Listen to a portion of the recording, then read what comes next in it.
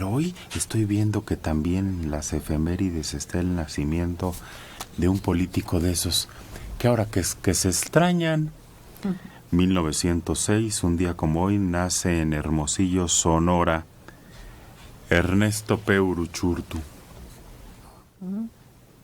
Que fue regente de nuestra ciudad. ¿Todavía nos queda el trazo de la ciudad? Sí, sí. Es un diseño de este hombre. Los mercados de la ciudad, como los conocemos ahora, así es herencia de este hombre también. Los que tienen el mejor diseño, la mejor arquitectura son los que hizo él a principios de los años 50. Sí, era tan bueno que por eso duró años como regente, 14 más. Él hizo una obra, quizá la obra que más impacto urbano tenga es la prolongación del Paseo de la Reforma, que llegaba el Paseo de la Reforma hasta la glorieta del Caballito, donde sí estaba el Caballito. Uh-huh. Pero él lo prolonga hasta pues ahí cerca ¿Calzada de Guadalupe? No tanto, no llega acá, sí, Peralvillo. Llega a un costado de Peralvillo. Así es, de la unidad, no al Cotlatelolco. Por eso. Sí, a Calzada de Guadalupe. Sí, a la glorieta de Peralvillo. Atraviesas Canal del Norte y ya estás en la Calzada de Guadalupe. Sí, así es. En 46, nombrado por el presidente Miguel Alemán como subsecretario de Gobernación. Con el fallecimiento del secretario Héctor Pérez Martínez, fue designado como encargado del despacho, cargo que ocupa poco más de un año hasta la designación de Adolfo Ruiz Cortines como titular. Ante la postulación de Ruiz Cortines a la presidencia, Alemán lo designa secretario de Gobernación. Así que jefe del departamento, bueno, entonces se conocía como jefe del departamento del Distrito Federal. Fue ratificado por el presidente Gustavo Díaz Ordaz en el 64. Hasta septiembre del 66 renunció al cargo de jefe del departamento. Renuncia que no le fue aceptada en principio y por escrito por el presidente Díaz Ordaz.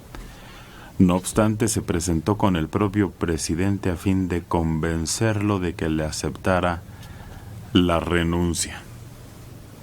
¿Quiere decir que estuvo 14 años en el cargo? Sí. Porque yo me acuerdo mucho que las glorietas también las embelleció. Entre sus obras... flores en muchas de ellas. Ay, pero eso era hasta un insulto que le denominaban por las flores que él ponía.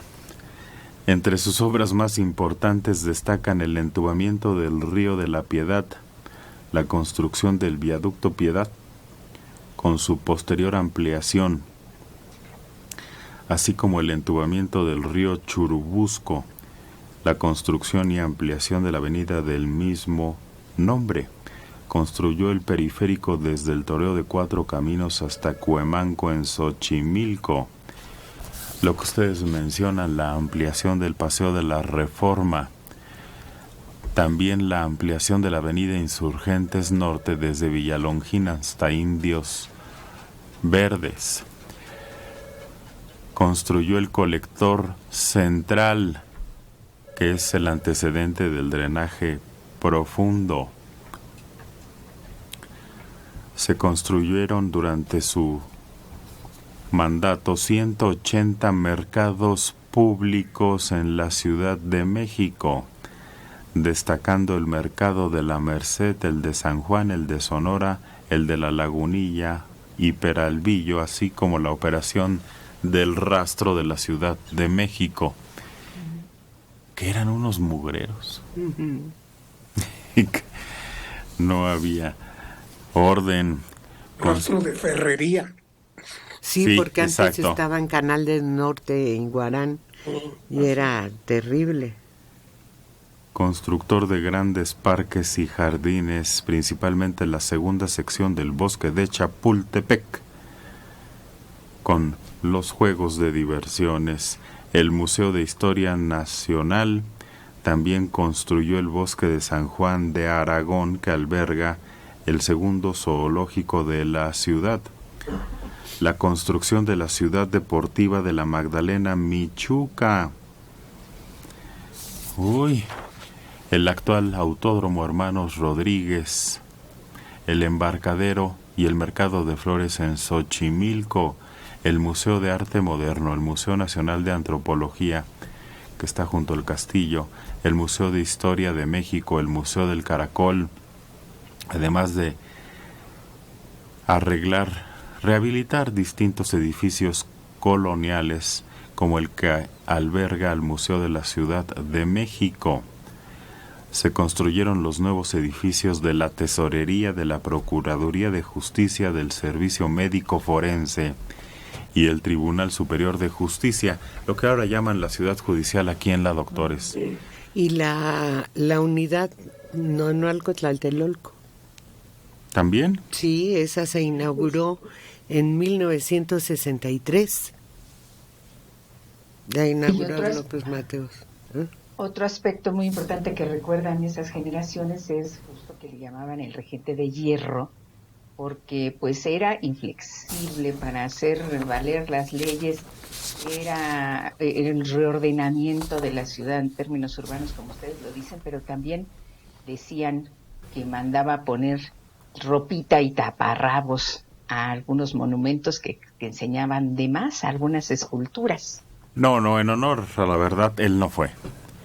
Era la Liga de la Decencia, que entonces tenía mucho poder, que eran las esposas de los políticos más importantes de este país, quienes hacían esas acciones, pero él no. Él iba contra la vida nocturna del país, contra eso sí. Y los lugares... Había un personaje que se llama Carmencita Báez, que era la censora número 1 en el cine. Era de parte de Gobernación. Y claro, el horario a los cabarets, cerrar a la 1, a los cabarets de segunda. Sobre todo. ¿Los terminó? Sí, dejó de existir eso.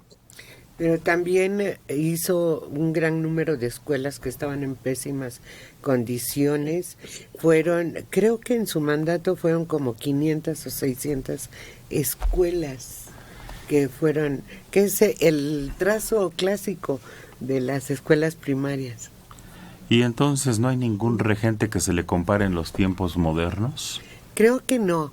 Creo que después de este mandato de López Mateos, con el apoyo de este hombre, creo que no ha habido otro presidente que haya dejado tanta obra como en este periodo del 60 hasta el 62, hasta el 64, del 58 al 64. Yo creo que la obra de López Mateos ha sido la de mayor número de obras, mayor número de proyectos realizados, concretados. Pero también estuvo con Díaz Ordaz, ¿eh? Ya. Pero nada más estuvo 2 años. Estuvo con Díaz Ordaz, estuvo con Ruiz Cortines. Con Ruiz Cortines. También. Completito. Pero el más abundante en obras de todo tipo, en salud, en educación, en cultura, ha sido la época de López Mateos. Para los que dicen que en tiempos pasados no se hizo obra. Gustavo Zamacona Alanís, de Ciudad Neza, 65 años. No se les olvide que Ernesto Uruchurtu hizo hospitales de urgencias que aún sobreviven, como Joco, el Rubén Leñero, Hospital de la Mujer y Urgencias Balbuena. Por cierto, aquí me están dando una lista de los museos más visitados El museo más visitado es el Museo Nacional de Antropología, que recibió 2.600.000 personas el año pasado. Es que es fastuoso. Sí. Ni siquiera te lo acabas en un día. Así No. es. De ninguna manera. Le sigue el Museo Nacional de Historia, muy cerquita también, con 2,5 millones casi. Luego el Museo del Templo Mayor, que ya está muy abajito, apenas con 500,000.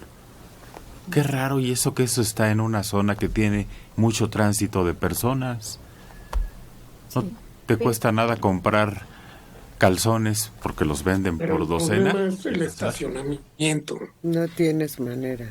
No, pero me Pero no refiero solo- que mucha no gente s- va al comercio ahí caminando.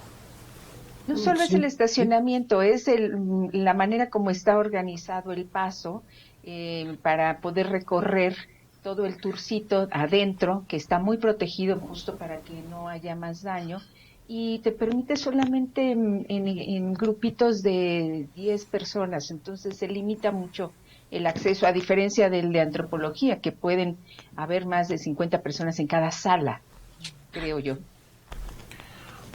Puede ser. Los que más destacan es el Museo del Fuerte San Juan de Ulúa, con 200,000, también como de los más visitados. Está cerrado toda la semana.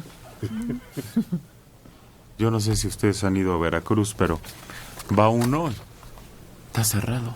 Sí. En lugar de estar abiertos los días turísticos, que son los fines de semana, nada, ellos no salen a chambear.